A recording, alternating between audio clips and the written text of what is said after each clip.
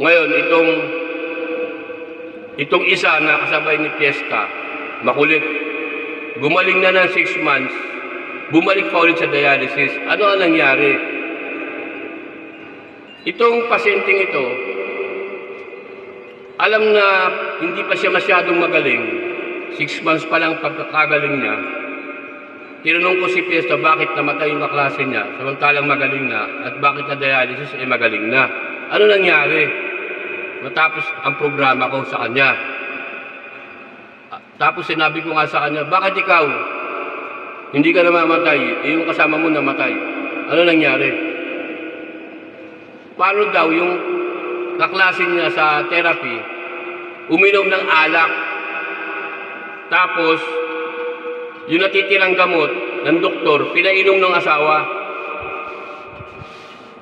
Wala akong sinabing ganun. Pero tinamong ginawa nila sa sarili nila. Pinatay nila ang sarili nila. Anong nangyari?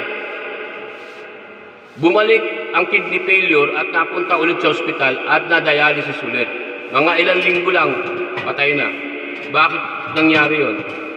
Wala akong sinabing uminom ng alak. Bakit uminom ng alak? Wala akong sinabing uminom ka ng gamot ng natitirang mong mga gamot dahil sayang daw. Wala akong sinabing inumin yun.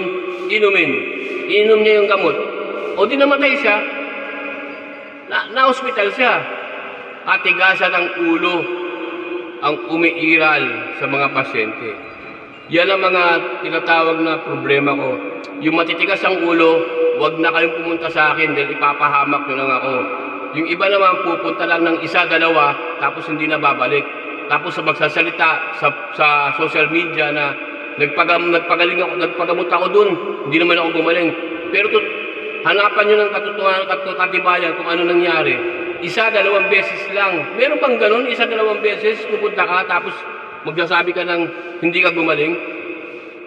Hindi pa nga tapos yung programa, hindi ka na magpapakita. Kaya hindi na po ako ngayon tumatanggap ng mga ganung klase mga tao. Pati yung ganung gamutan, ayoko na.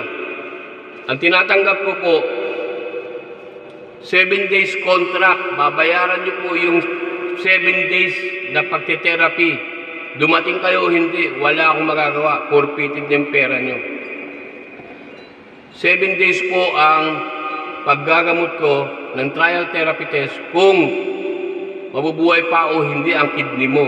7 araw po yun. Babayaran nyo yung 7 araw. Therapy, machine ang babayaran nyo at saka supplement at pagkain. Nagkakahalaga po lahat iyon ng 20,000. Yun po yung gustong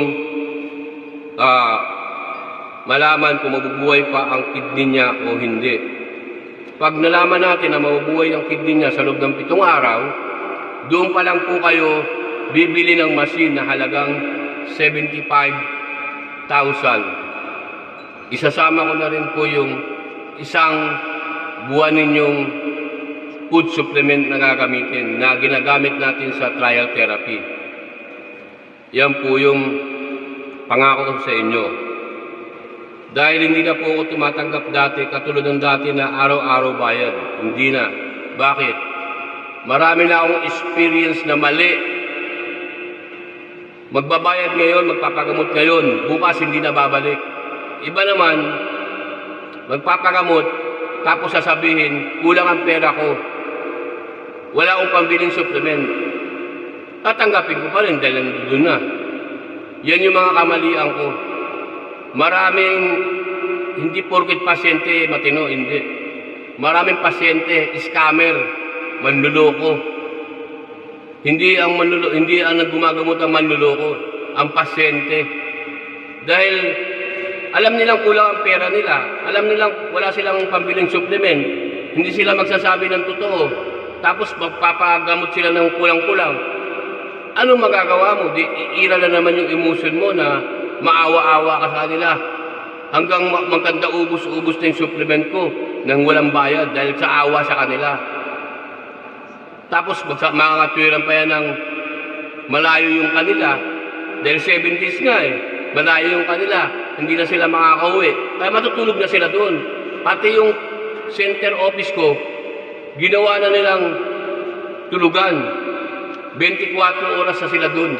Kaya pati yung mga tauhan ko, imbis na 8 oras lang, naging 24 oras na. Dahil kababantay sa kanila at kaka-asikaso sa kanila. Yan po yung mga mali ko na patakaran. Natuto ko sa mali sa ganyan sa mga akala ko kasing pagkakataon na matino ang kanila mga pag-iisip kasi may sakit na sila. Kaya sila nga may sakit dahil matitigas sa mga ulo. Yan po yung marami ko nang ginamot na nagda-dialysis. Kaya po ito, ang pagbo-broadcast ko po ay para malaman ng lahat na nagda-dialysis na mayroon pang pag-asa. Mali yung sinasabi ng mga doktor na wala ng pag-asa. Bubuhayin natin ang kidney nyo at matitigil kayo sa dialysis. Dahil pag hindi nabuhay ang kidney nyo, hindi kayo matitigil sa dialysis. Tuloy-tuloy ang dialysis, patay na ang kidney nyo eh. Pag buhay na ang kidney nyo, matitigil na kayo sa dialysis. Dahil yung waste product, may lalabas yun na sa kidney. Maiihi na. Kaya nga po, ito ay mabigat na usapan ito dahil pagbuhay po ito ng kidney. Ito yung mga paraan ng pagbuhay sa kidney. Number 1, disiplina sa sarili. Marami po kasing matitigas ang ulo, abusado sa pang-araw-araw na pagkain at inumin, kaya po nagkakaroon ng kidney failure. Ang iba naman sa infeksyon. Ang iba talaga sa katakawan sa pagkain.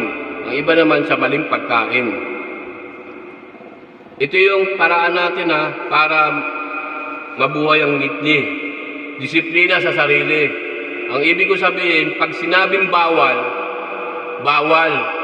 Huwag niyong kakainin o iinumin yung sinasabi kong huwag gawin. Pag hindi niyo po yung masunod, huwag na kayo pumunta sa akin. Diyan na lang kayo sa dialysis. Sumunod po kayo sa utos ko para gumaling ang kidney nyo at matigil ang dialysis. Kung hindi kayo susunod sa utos ko, huwag na kayo pumunta sa akin. Diyan na lang kayo sa dialysis. Huwag kumain ng bawal. Kumain ng food supplement. Magmasin ayon sa utos. Manalangin sa natulungan ng Diyos gumaling. Hindi rin po pwedeng tayo-tayo lang mga tao ang nagpapagaling sa ating sarili. Kailangan po natin ang tulong ng Diyos. Kaya kailangan nyo rin manalangin. Yung hindi marunong manalangin, huwag na rin pumunta. Hindi ka gagaling. May pag-asang gumaling, yan ang itanim mo sa isip mo dahil gumagawa tayo ng pagsisikap na binigyan tayo ng Diyos ng kapangyarihan para malutas ang problema. Pero kailangan pa rin natin ang tulong ng Diyos. Dahil Diyos ang nakakaalam ng lahat. Magkano ang babayaran sa trial therapy test? Mga nagda-dialysis makinig na gustong mabuhay. Magkano ang bayad sa trial therapy test para malaman kung mabubuhay pa o hindi na ang kidney? 20,000 po. 20,000 cash po ito. Babayaran niyo po sa akin.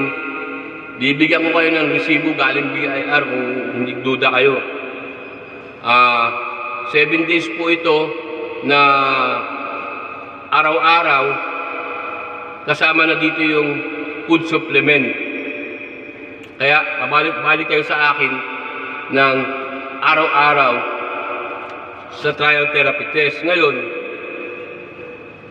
kung ang creatinine ninyo ay 600 pataas, 6, 7, 8, 9, 1,000, hindi na po yun 8 oras. 24 oras na yun. Araw-araw na 24 ang trial therapy test dahil mataas po yung creat. Depende po kasi sa creatinine ang oras ng therapy. Kung 400 lang, 300 lang ang creatinine mo, pwedeng pumasok sa 8 oras ang trial therapy test.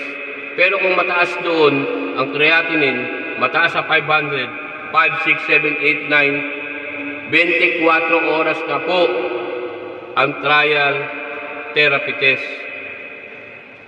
para makuha natin yung tinatawag na normality ng kidney. Mga iba pang mga programa ay sasabihin ko pag nag-inquire na kayo. Pag pumasa na kayo, physically at clinically, pumasa kayo dun sa aking test, doon pa lang kayo makakabili ng machine para magamit nyo po ng 1, 2 hanggang 3 buwan. Ang paggaling po sa kidney, depende po yan sa lakas ng inyong katawan. Kung mabilis lumakas ang katawan nyo, mabilis ma-repair ang kidney nyo, pwede 1 buwan, magaling na kayo. Pero preliminary lang yun, hindi pa yung permanent. Parang temporary healing pa lang yun. Hindi pa rin kayo makakain ng bawal dahil yun ang sisira sa kidney. Pag hindi kayo pumasa sa 7 days, hindi na kayo makakabili ng machine. Ba't kayo bibili ng machine kung hindi naman kayo gumagaling?